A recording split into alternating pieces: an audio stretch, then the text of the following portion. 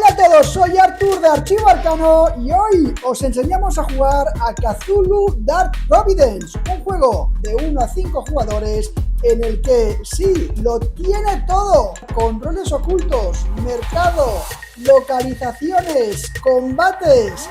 ¡Vamos a verlo!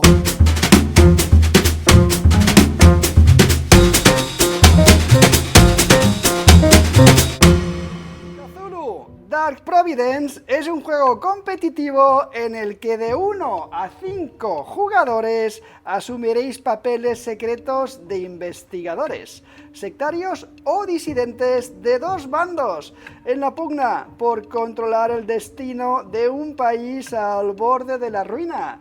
Tenemos Nueva York de la época de la ley seca, concretamente. Durante la partida, los jugadores colocaréis cubos de influencia para pujar por el derecho de reclamar cartas de activo o incluso también asumir el control de ciudades y obtener cartas de mitos. Cada carta de activo que adquieras se irá a tu pila de descartes y vas a tener una mecánica de creación de constructor de mazos. Y es que este juego se podría decir que lo tiene todo, porque es competitivo pero también cooperativo.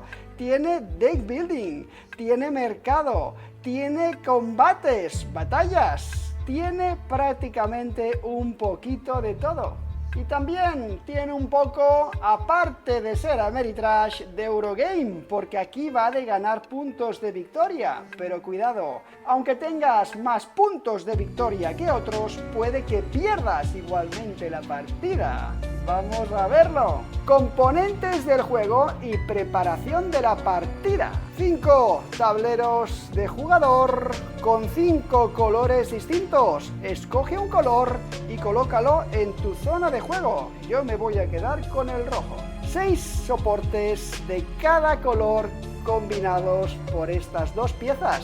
El soporte lo colocas de esta manera y creas una reserva con 6 soportes para tu color. Cada jugador tiene 19 cubos de su color, de los cuales 7 los coloca al lado de su zona de tablero de jugador y el resto los dejamos en una reserva al lado del juego. Todavía no están disponibles. 5 agentes diferentes y cada agente tiene su mazo concreto de cartas. Yo me voy a quedar con el agente miércoles y las 10 cartas de este agente las barajaré y las colocaré en mi tablero donde indica mazo de juego, justo aquí encima. Cada mazo de agentes tiene también su ficha de agente principal. En este caso, como yo tengo el agente miércoles, cojo esta fichita y la coloco en una de mis tablillas, de mis soportes, de esta manera.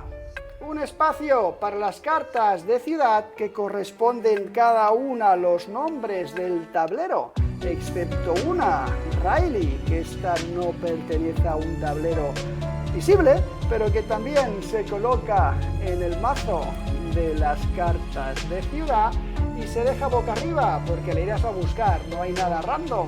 Y aquí tenemos unas cartas de mitos, hay un montón de cartas de mitos que también hay que barajar este mazo.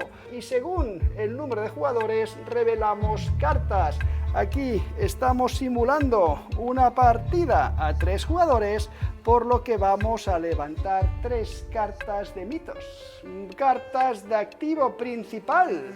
Coge este mazo y si es una partida a 3 jugadores, coloca 3 cartas en cada una de las ciudades de esta manera y levanta la primera carta de cada uno de los mazos, tal y como estamos haciendo de esta manera. Pero si cuando levantas una carta ves que tiene un nombre que indica agente, tienes que buscar la misma imagen que ves aquí en un despliegue, una reserva de agentes que hemos dejado aquí a un lado y buscas esta misma imagen que corresponde y la colocas encima de la carta correspondiente, quedando el tablero exactamente así. Para empezar a jugar después de haber barajado este mazo de cartas, tendremos 5 cartas en la mano. El mazo de cartas de activo principal que sobra, lo restante lo dejas boca abajo a la derecha de este espacio de almacén. Hay unas fichitas denominadas Cordura y Locura, que lo que tienes que hacer es dejarlas todas en esta bolsita negra que ya viene en el juego, para dejarlas aquí apartadas a un lado. Las utilizarás y más de lo que tú te crees. Hacemos una reserva con las fichas de portal, un lado es abierto y un lado es cerrado, con la ficha de Cthulhu, con las fichas de agentes reclutados que no hayamos colocado en la preparación inicial de la partida. Cierto, son muy fáciles de reconocer en relación a los agentes principales, los que jugamos como, digamos, personaje de cada uno de nosotros, porque los principales tienen una rayita de color beige o gris justo debajo, una línea, y los reclutados, los que podemos llevar a nuestro lado, no tienen esta rayita, y ambos tienen una cara en la parte posterior porque pueden ser resucitados. También dejamos al lado la ficha de Lee Marcial, también dejamos al lado, cerca del juego, las 3 fichas de los Wattleys. Hacemos lo mismo con las fichas de bloqueo, con la ficha del Mi Go y con las 8 fichas de profundos que van asociados a esta carta. Y es que ya os hacemos un pequeño spoiler: si los 8 profundos están en juego porque se ha puesto en juego esta carta, también es una de las diferentes condiciones de fin de partida. En este juego también tenemos una mecánica añadida de roles ocultos, y es que algunos de los jugadores seréis investigadores, algunos seréis sectarios y otros podéis ser sectarios disidentes, es decir, que os habéis convertido al otro lado, o investigadores disidentes.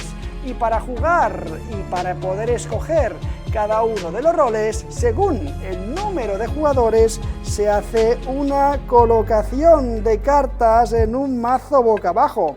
A 2 o 3 jugadores, como estamos jugando aquí, jugaremos con un sectario, un investigador, y escogeremos totalmente al azar, sin mirar, una carta de disidente, y esto formará el mazo exactamente de robo para poder repartir las lealtades. Lo que haremos es repartir una carta secreta a cada jugador, que colocaremos aquí en el lado izquierdo de nuestro tablero para colocar nuestra tarjetita. Esta tarjeta es totalmente secreta, tú la puedes mirar, pero depende de ti hacerte pasar por un lado o por otro, o revelar más de la cuenta en cuanto a tu lealtad se refiere. Y según el tipo de lealtad que tengas, ganarás puntos de victoria en base a algún tracker correspondiente, en base a si estás controlando o reclutando agentes para que formen parte de tu equipo, o incluso si los estás, por ejemplo, asesinando y acumulando en tu cripta. Todo depende, lo veremos en un momento. Escogemos un jugador inicial. Si tenéis dudas, podéis escoger el jugador que os parezca más sospechoso, y colocamos nuestra fichita, nuestra peana de personaje principal, en una ubicación de ciudad que queramos escoger. Esto, si es vuestra primera partida y no sabéis muy bien cómo hacerlo, también podéis coger al azar cartas de la ciudad boca abajo, y en la carta de ciudad que corresponda, por ejemplo, diríamos, pues tú en Nueva Orleans, y colocaríamos esa en Nueva Orleans. Siguiente jugador, tú en Indianápolis, y también sería una posible forma de poder colocar los jugadores, nuestros agentes, en el setup inicial de la partida. Y podrían quedar algo así: yo estoy en Pittsburgh, el jugador blanco está en Nueva York y el jugador de color azul está exactamente en Boston. Y con esto estamos preparados para empezar a jugar. ¿Y cómo se juega? Empezando por el jugador inicial y en sentido de agujas de reloj, cada jugador haremos 2 acciones de las disponibles y tantas como queramos de acciones gratuitas. Y ahí está la historia. En este juego realmente la forma de entender cómo funciona es jugándolo. Por eso nos vamos a basar en lo que sería un turno únicamente principal y explicar las acciones que se pueden hacer en cada turno para que entendáis la mecánica mucho más fácil y os vamos a dejar descubrirlo a vosotros. No os preocupéis porque hay una pequeña chuleta súper fácil que explica las acciones de forma resumida y aquí las vamos a detallar todas y cada una de ellas. Estas acciones son 2 de las acciones que podemos hacer en nuestro turno y las podemos repetir. Si tuviéramos cartas en nuestra mano que dicen acción, también contarían como una acción de las 2 que podemos hacer, pero si tenemos cartas que nos ofrecen acciones gratuitas, estas no cuentan como estas 2 disponibles. Haríamos 2 e incluso haríamos una tercera gratuita que sería esta si lo deseamos. La primera acción en esta lista se denomina añadir influencia y nos dice añade la cantidad de cubitos, cubitos hacen referencia a influencia y es que si damos la vuelta a esta carta, aquí nos lo dice, los cubitos se denominan tal que sí, y nos dice añade la cantidad de influencia jugada a una carta de activo principal, casilla de ciudad o carta de mitos. Y para poder hacer esta primera acción de colocar influencia, podría mirar las cartas que tengo. Por cada cubito que tenga en las cartas podría colocar influencia. Si yo juego, por ejemplo, 2 cartas para colocar influencia en esa acción, lo que hago básicamente es utilizar solamente lo que estoy declarando. El otro icono no cuenta para nada. Así que con esta primera acción de mi turno podría colocar 2 de influencia. Utilizando estas 2 cartas y llevándolas al descarte y cogiendo 2 cubitos de los que tengo en mi reserva. No cuentan los que están apartados fuera del juego y podría colocar 2 cubitos de influencia o bien encima de una carta, si yo lo que quiero reclamar más adelante es esta carta, los podría colocar en una ciudad cualquiera, no tengo por qué estar en esta ciudad para colocar influencia, o incluso también los podría colocar encima de una carta de mitos si lo que yo quiero es reclamar esa carta de mitos. Y en este caso lo que voy a hacer es colocar 2 cubitos de influencia en Washington DC, en la ciudad, no en la carta. Colocar influencia vais a ver que es la clave de este juego, porque hay una otra posible acción que se llama reclamar, que la podéis ver aquí en acciones y también la podéis ver en más cartas como acción, y lo que nos permite es hacerla solamente si es la primera de las 2 acciones disponibles que tienes. Si la utilizas, si haces esta acción, reclamas una carta o ciudad donde tengas mayoría de influencia, es decir, más cubitos que los demás. Por cartas, recordad que cuentan tanto las cartas que están visibles como las cartas de los mitos, y para entender exactamente esta acción vamos a poner algunos ejemplos.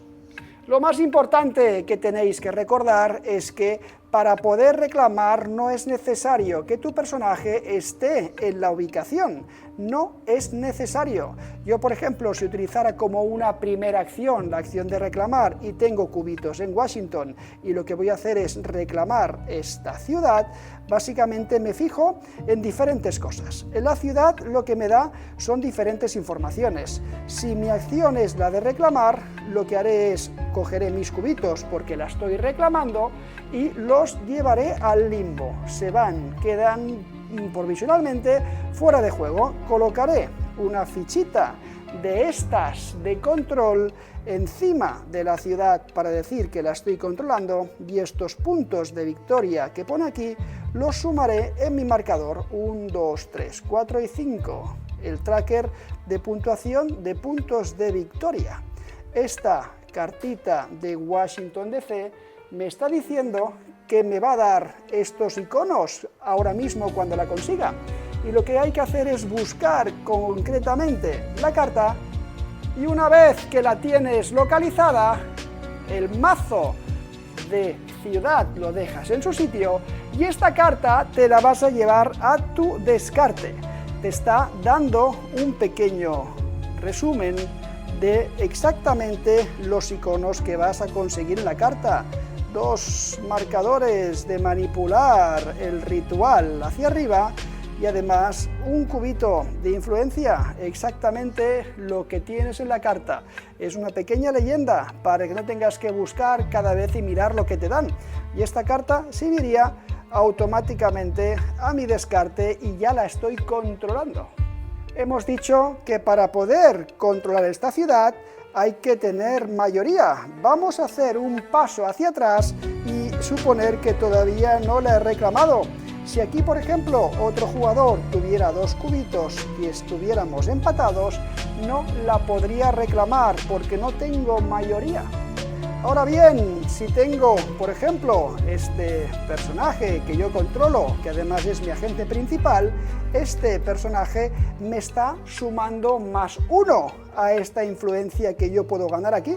Lo que ocurre es que me está dando un +1 siempre y cuando tenga algo de influencia, es decir, el tener 0 cubitos en este espacio no me estaría dando un +1, esto no cuenta porque sí, es un añadido, tengo que tener 2 cubitos para poder en este caso sumar. Si el ejemplo estuviera así, estaríamos empatados en cubitos, pero yo con este +1 también podría ganar automáticamente el control de esta ciudad y hacer exactamente lo mismo, llevarme la carta de aquí para aquí porque la he controlado.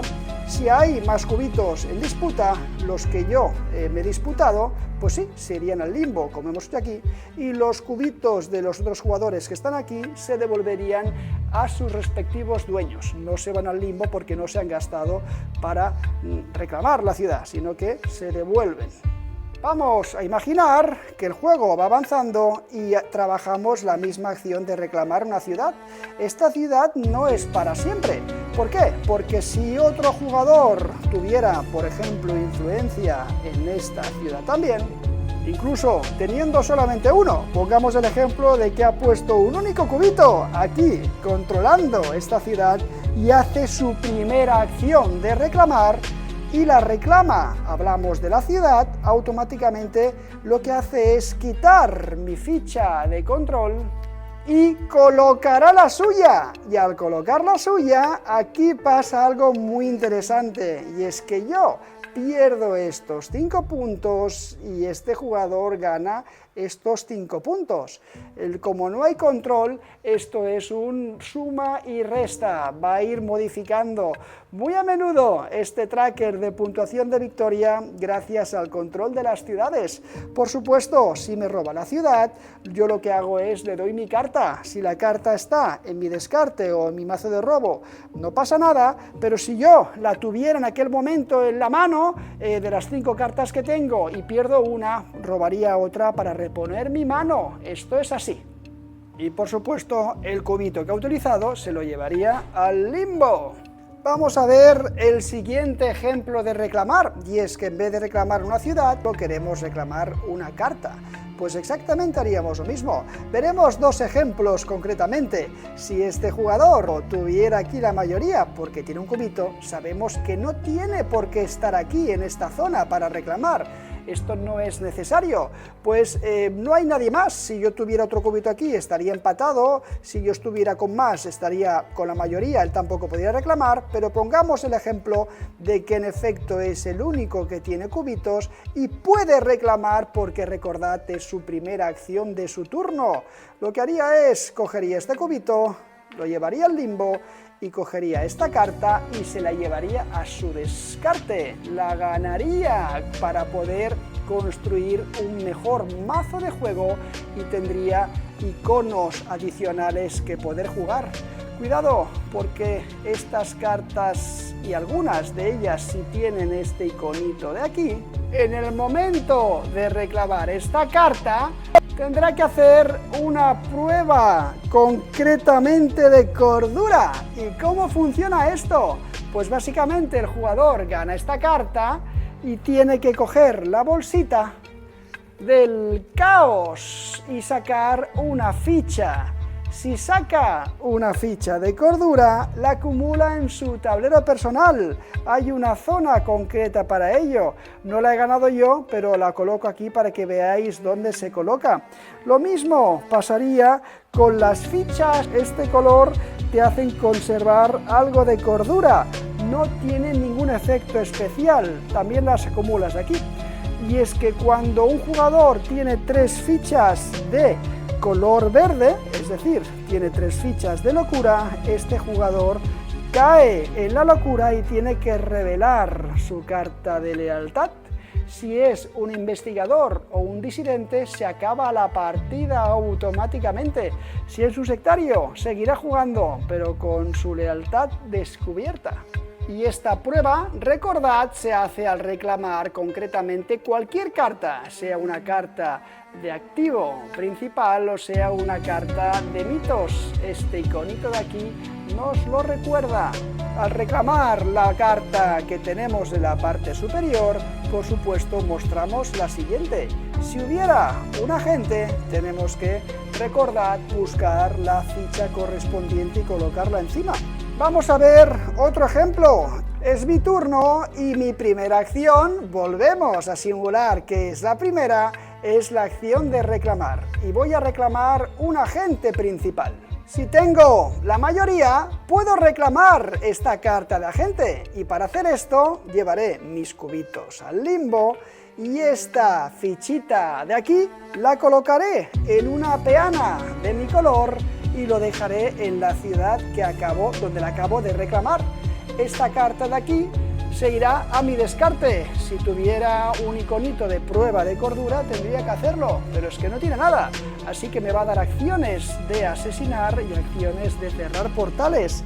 Si fuera investigador sería muy interesante. Esto se viene aquí a mi descarte y por supuesto revelamos la siguiente carta.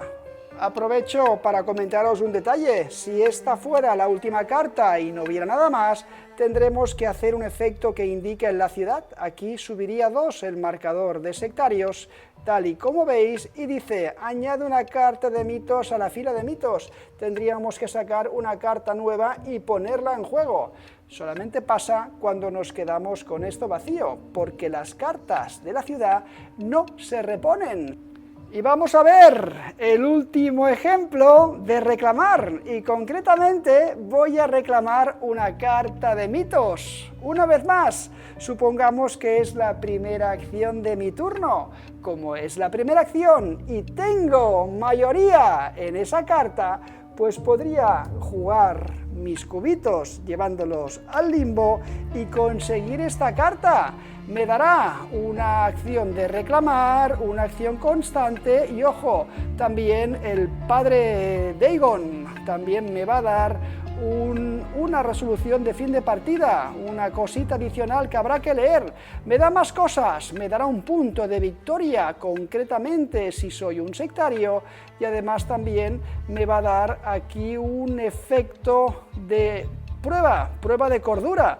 ¿Cómo la juego? La dejo directamente en una zona que pone cartas de mito y está preparada para ellas, justo aquí, y tendré que coger exactamente una fichita y ver qué pasa. Pues bueno, vamos mal porque estoy un poquito más cerca de volverme loco. Según lo que sea, puede funcionar una cosa y la otra, y es que aquí va un poquito la gracia. Yo, por ejemplo, estoy dando a entender que estoy adquiriendo una carta de mitos que me puede funcionar muy bien si soy un sectario, y la gente puede empezar a pensar que lo soy, pero es que a lo mejor voy de farol y estoy haciendo ver que soy algo que no soy. Quizás soy más investigador que sectario. Vamos a verlo, la partida acaba de empezar. Como veis, al añadir influencia, y al reclamar cartas no hago nada más que perder cubitos de influencia, porque es que la influencia o se me va al limbo o bueno, la voy colocando y ya no tengo, y cada vez tengo menos influencia en mi zona de juego. Y para esto hay una acción que se denomina recuperar influencia, y dice: recupera la misma cantidad de cubitos jugados de cartas de activo principal, casillas de ciudad, cartas de mitos o el limbo en cualquier combinación. ¿Cómo haría esto? Pues básicamente, de las 5 cartas que tengo en mano, cuando acabe tu turno siempre robas hasta tener 5 cartas. Aquí estamos sencillamente repasando acciones, por eso no llevamos un control tan estricto del juego. Pues yo, ¿cómo podría hacer esto? Básicamente digo, es mi turno, quiero recuperar, por ejemplo, cositas del limbo, y digo, mira, tengo 1 y 2, pues utilizo 2 cartas que tengo aquí para poder decir que no uso el resto de iconos, solamente uso los cubitos, las llevo al descarte, y estos 2 cubitos los podría recuperar de cualquier zona del tablero, no de los reservados, del tablero, y podría llevarme 2 cubitos del limbo a mi reserva con esta acción. ¿Es así? La respuesta es sí, ya sé lo que estáis pensando. ¿Y cómo recupero los cubos que están apartados? Pues con la acción de adquirir influencia. Obtén 1 de influencia del suministro general por cada 2 lingotes jugados. Haría exactamente algo similar. Yo tengo 5 cartas en mi mano y por cada 2 lingotes que juego recupero un cubito de la reserva, de los que están apartados. Pues podría jugar esta carta, que los 2 lingotes me dan 1, y jugar esta carta y esta carta para decir que, oye, suman 4 lingotes, no cuenta el otro icono, porque utilizo los lingotes como acción, y como sumo 4, se van a mi descarte y gano 2 cubitos de la reserva que se suman a mi zona de jugador. Cada vez tengo más cubitos, es la forma de comprarlos. Me tocaría, por supuesto, robar, y si no tengo más cartas, porque son 5 las que necesito, tengo que coger el mazo de descarte junto con las cartas que he conseguido. Pues reclamándolas, barajaría este macito para crear un mazo otra vez de robo, y me llevaría a la mano 5 cartas. Ya veis que tiene mucha mecánica de deck building también. Vamos a ver la siguiente acción, que se denomina viajar. Básicamente, dice, mueve a los agentes jugando la cantidad necesaria de lingotes de las rutas por las que se muevan. ¿Cómo funciona esto? Esto es importante comentar, y para hacerlo bien vamos a mover, por ejemplo, esto aquí como una pequeña trampa para que veáis cómo funciona. Y si os fijáis, todas las ciudades están conectadas por líneas, todas y cada una de ellas. Si yo me quiero mover de aquí hasta aquí, tendré que pagar 2 lingotes. Si me quiero mover, por ejemplo, de aquí a aquí, pagaré un lingote. Tengo que decidir con quién me quiero mover o a dónde me quiero mover, porque con una sola acción puedo mover a los 2 pagando el coste correspondiente de cada uno de ellos. Yo podría decir, me voy a gastar exactamente 2 lingotes, gasto 2 lingotes, recordad que no utilizo nada más que los lingotes porque es la acción de viajar, y con 2 lingotes veo ir de aquí a aquí me costaría 1, y decido mover a este señor, por ejemplo, aquí, y ir de aquí a aquí me costaría 1, son los 2 que he pagado, 1 más 1, 2, y los puedes dividir en la misma acción disponible. Se llama manipular ritual / investigación. Dice, juega flechitas para arriba de investigación, que son las rosas, o para abajo en cualquier combinación para reducir los medidores correspondientes. ¿Esto cómo funciona? Depende. Mi lealtad, yo querré subir más arriba el medidor de investigación o el medidor de sectarios, y es que si alguno de estos llegara arriba, se acabaría también la partida. Luego repasamos todos los posibles efectos de fin de partida. Pero bueno, cuando este medidor, por ejemplo, pues no sé, llegara aquí, vas adquiriendo diferentes bloques de puntuación. En este tramo 4 puntos de victoria, en este 6, en este 9 y lo mismo con los sectarios, ¿no? Pues básicamente depende mi lealtad o depende si yo me quiero hacer pasar por una cosa o por otra, pues podría decir, lo que quiero hacer, por ejemplo, es manipular la investigación, coger estas dos cartas de aquí y fijarme solamente, no voy a utilizar la acción de la carta, porque si la quiero hacer como acción tendría que jugar la carta y hacer lo que diga aquí abajo, sino que la voy a jugar para automáticamente utilizar las flechitas rosas. Si utilizo la verde, solamente utilizaría la verde nada más. Si utilizo las rosas, utilizo las rosas de todas las cartas que juegue. Y digo 1, 2 y 3, descarto estas cartas y subo la influencia de investigación en 3. Y aquí es cuando ya todos empezáis, oh, seguro que es investigador, tiene pinta de investigador. Bueno, a lo mejor os estoy engañando. Posible acción se denomina acción de carta. Realiza los efectos de acción de tus cartas. Los efectos de las cartas están descritos, pero vamos a leer los más comunes. Por ejemplo, aquí tenemos como una acción una calavera, que sería asesinar.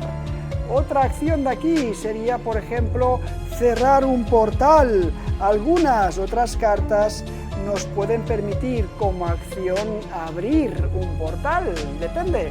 Y otra posible acción muy común sería colocar o retirar un candado, un bloqueo.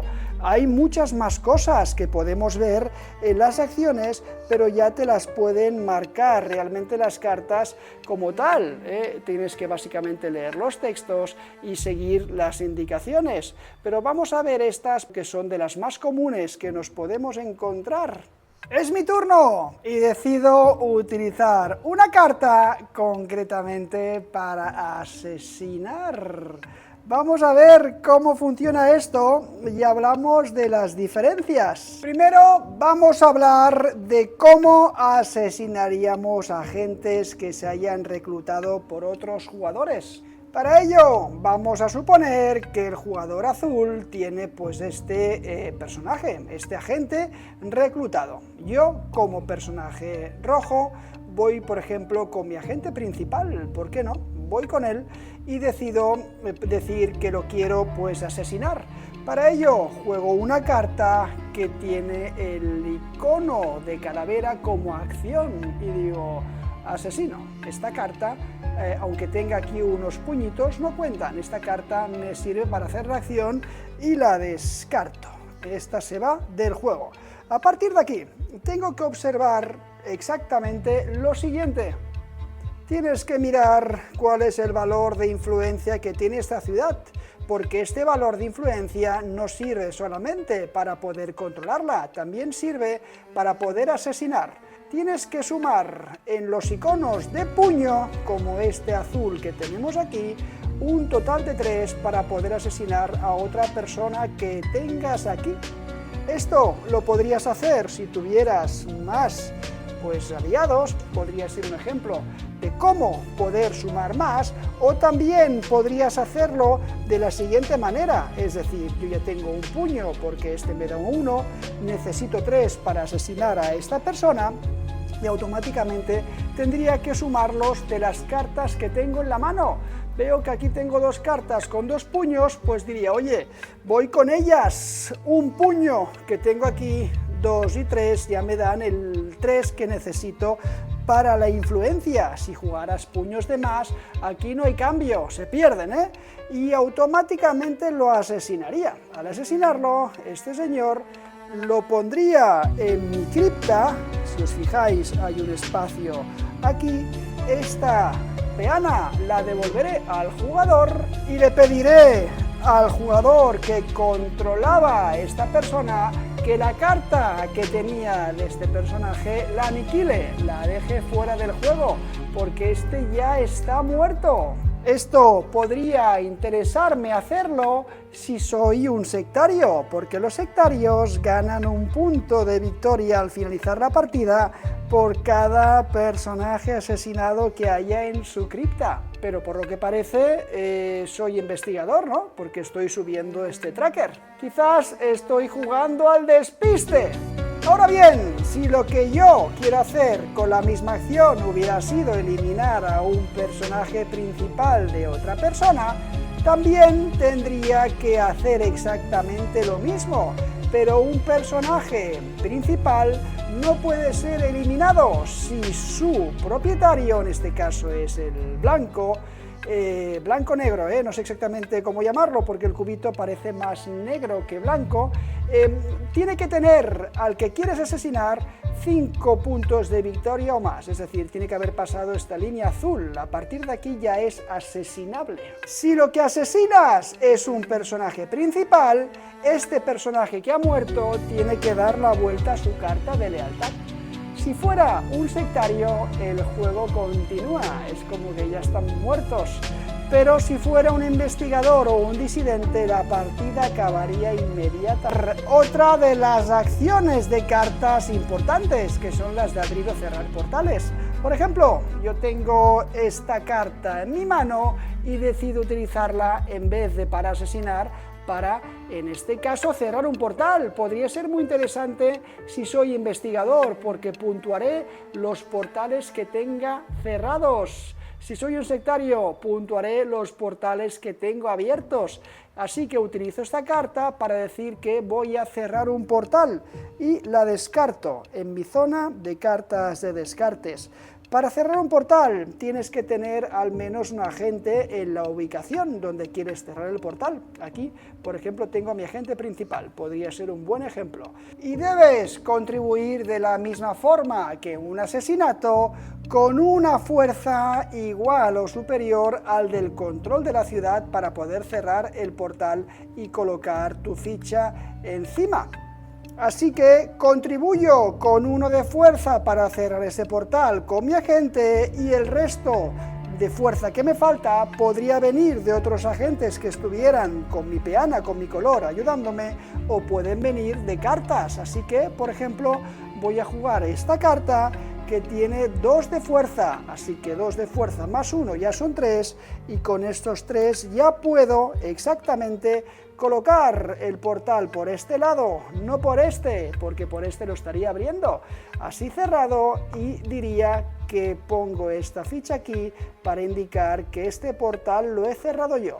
Estos puntos de victoria no me los sumo de forma inmediata, se suman al finalizar la partida. Esto no oscila como cuando controlamos las ciudades. Además, la segunda cosa importante, como veis, aquí hay un iconito de prueba de cordura, así que tengo, como ya sabéis, que meter la mano en la bolsa y sacar una ficha.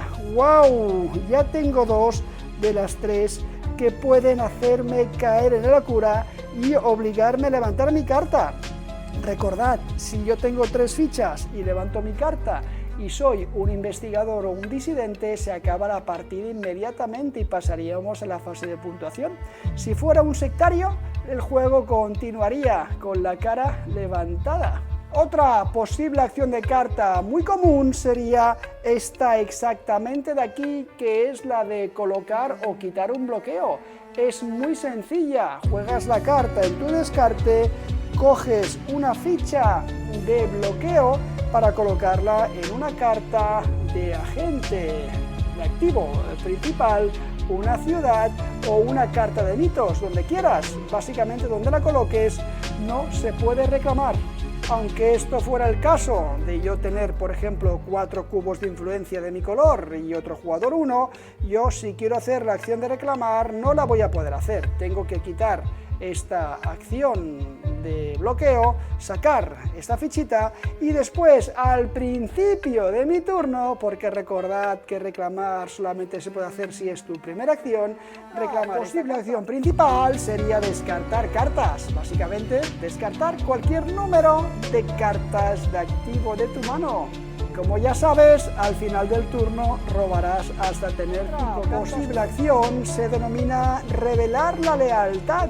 Y sí, puedes levantar tu carta para enseñarla y obtén puntos de victoria, pero solo se puede realizar si con esto obtienes suficientes puntos de victoria para desencadenar el final de la partida.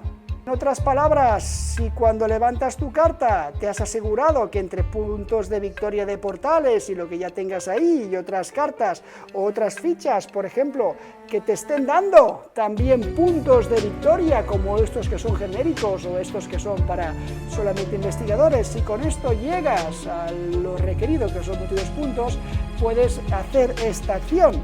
De lo contrario, no puedes. O sea, que puedes hacer, por supuesto, es pasar. Terminas tu turno, no haces nada. Con estas acciones que os hemos contado, que están aquí resumidas perfectamente, os podéis embarcar en la aventura de este juego. Sabemos que no estamos hablando de las cartas, mejor dicho, de las losetas, de los Wilddays, de Ley Marcial, de Cthulhu, de los profundos lo hemos comentado un poquito por encima, pero es que no pretendemos que este tutorial sea larguísimo. Queremos daros una aproximación de cómo funciona y entendemos que así lo estáis viendo, más o menos, pero sí que es importante hablar de cómo se desarrolla el fin de partida, porque esto es lo que te hace jugar de una forma o de otra.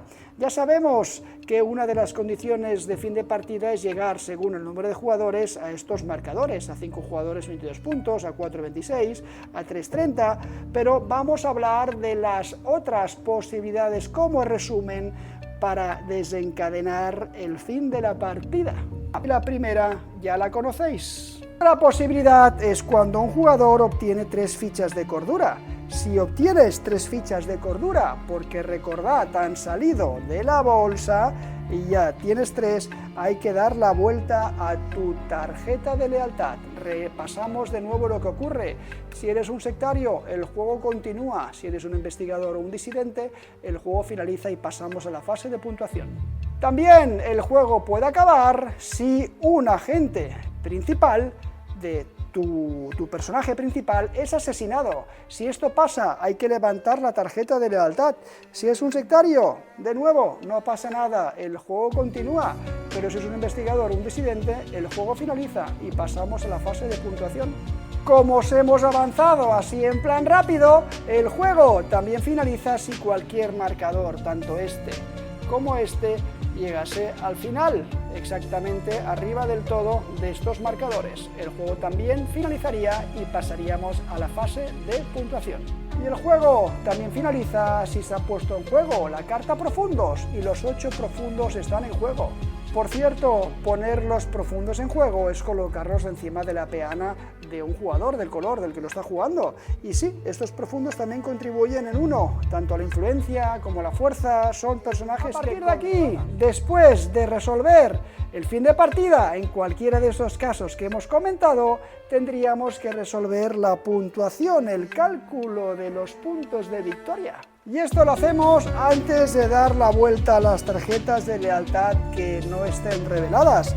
Lo primero que tendremos que hacer es obtener 3 puntos si tu carta de lealtad no ha sido revelada durante la partida. Y aquí vamos a suponer que ninguno de los 3 que están en juego han revelado ninguna de las cartas de lealtad, así que sumarían 3 puntos. Además, seas investigador, sectario o disidente, también sumarás un punto por cada punto en un cuadrado negro que aparezcan en fichas de agente o en cartas de mitos u otras cartas. Aquí, por ejemplo, lo podéis ver también en unas cartas de mitos. Además, piensa que algunos restan pandemonio, -3.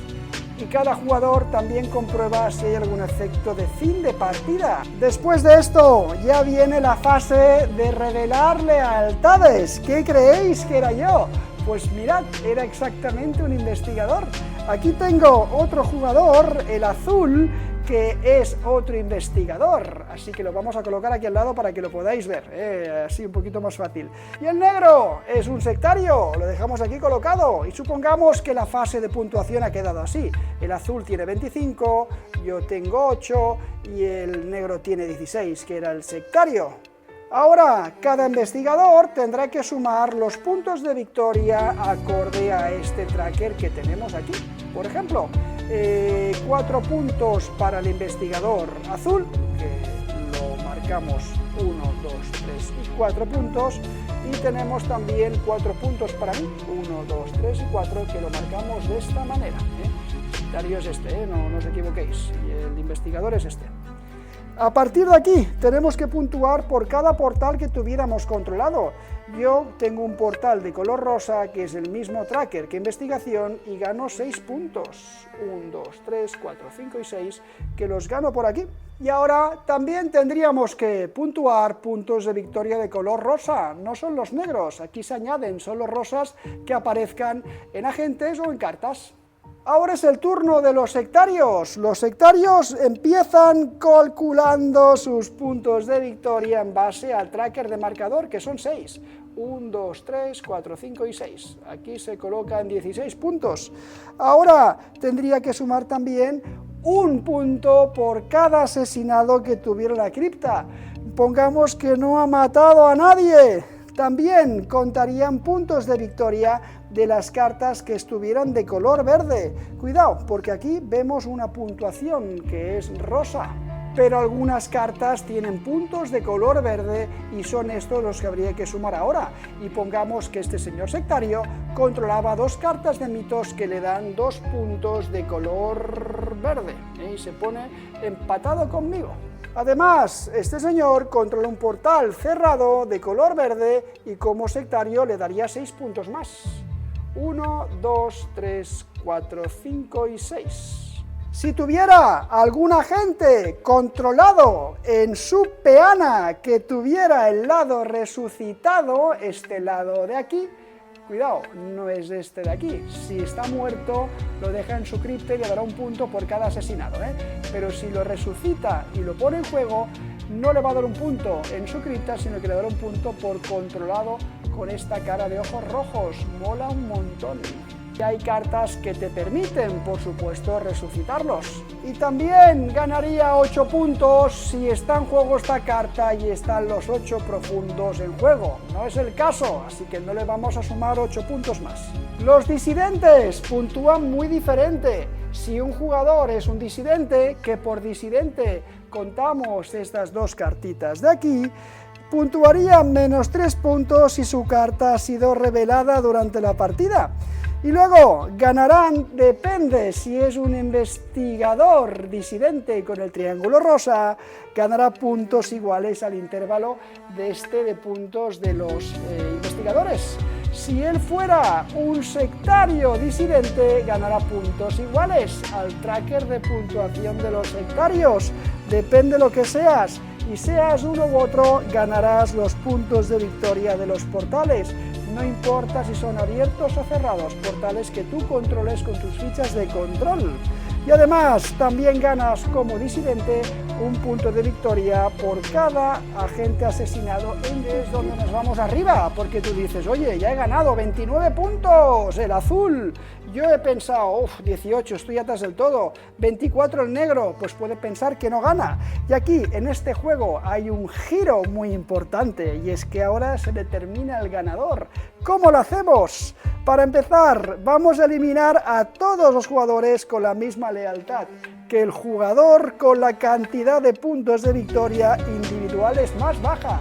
Es decir, el jugador con la puntuación más baja soy yo, que soy el rojo y soy investigador, y este jugador, que es el azul, que va arriba del todo, que también es investigador, yo lo elimino, se van de la partida, no ganan. Se puede dar un giro de tuerca muy importante en este juego, tal y como acabamos de ver. Los jugadores restantes, pues oye, gana el que tenga la puntuación más alta, que aquí este sectario se ha proclamado ganador. Y hasta aquí, Cthulhu Dark Providence.